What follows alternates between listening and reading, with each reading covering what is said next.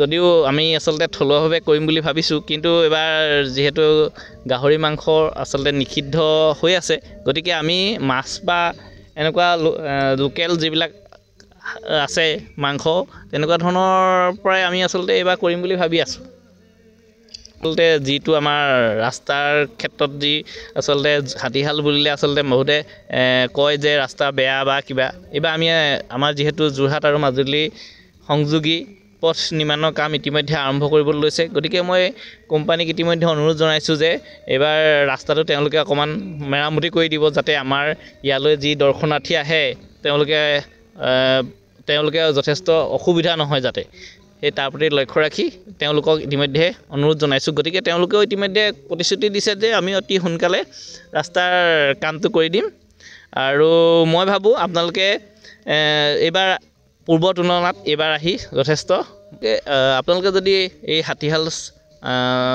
হাতীশালত বনভোজ খাম বা এনেকুৱা অনুষ্ঠান কৰিম বুলি আহে, তেতিয়াহ'লে আপোনালোকে লাদৈগড় দিশৰ পৰা আহিলে যি মইনাপৰীয়া পাৰ হৈ মেলেং মথাউৰি হৈ আহিলে আপোনালোকে এই স্থান পাব।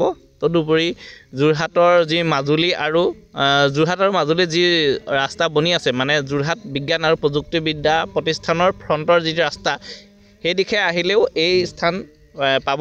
আৰু নিমাতী দিশৰ পৰা যদি আহে, তেতিয়াহ'লে ভগনীয়া মথাউৰি হৈ আহিলে আপোনালোকে এই স্থানত উপস্থিত হ'ব পাৰিব। শিৱসাগৰ দিশৰ পৰা যদি আহে আপোনালোকে লাদৈগড় চাৰিআলি হৈ আহিব পাৰিব, বা আমাৰ যোৰহাট বিজ্ঞান আৰু প্ৰযুক্তিবিদ্যা প্ৰতিষ্ঠানৰ ফ্ৰণ্টৰ ৰাস্তাটোৰে আহিলেই এই স্থানলৈ পাব পাৰিব।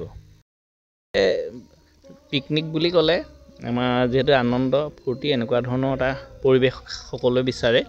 আমি ভাবিছোঁ এইবাৰ যিহেতু সকলোৱে জুবিন দাক স্মৰণ কৰি আছে, শুঁৱৰি আছে, গতিকে আমি এই বছৰ জুবিন দাৰ স্মৃতিত আমি এখন মঞ্চ দিছোঁ, যাতে কোনোবাই আহি ইয়াত নিজৰ গানৰ জুবিন দাৰ যি গান তেওঁলোকে আচলতে পৰিৱেশন কৰিব পাৰিব। লগতে যদি জুবিন দাৰ কিবা অনুষ্ঠান কৰোঁ বুলি ভাবে, তেনেহ'লে আগতীয়াকৈ আমাক লগত যোগাযোগ কৰিলে আপোনালোকে এইবাৰ অনুষ্ঠান কৰিব পাৰিব। লগতে আমাৰ আগৰ যিবিলাক অনুষ্ঠান আছে, চিলড্ৰেন পাৰ্কেই হওক বা ইয়াৰ যিটো এটা গ্ৰীণ ভিউ আছেই, আমাৰ যিটো লগতে আমাৰ যি ত্ৰিবেণী সংগম, জাঁজি, ব্ৰহ্মপুত্ৰ আৰু ককিলাৰ যি সংগম, আপোনালোকে আহিলে ইয়াত দেখিবলৈ পাব। তদুপৰি আপোনালোকে ইতিমধ্যে গম পায়েই, হাতীশালত এটা ঐতিহাসিক স্থান, য'ত আপোনাৰ নগা পাহাৰৰ পৰা স্বৰ্গদেউ প্ৰতাপ সিংহৰ দিনত হাতী খেদি আনি ইয়াতে বন্দী কৰি আচলতে ঘৰচীয়া কৰিছিলে। গতিকে এই স্থান ঐতিহাসিক স্থানো, গতিকে আপোনালোকে মই ভাবোঁ বিগত বৰ্ষৰ দৰে এইবাৰো ৰাইজৰ যথেষ্ট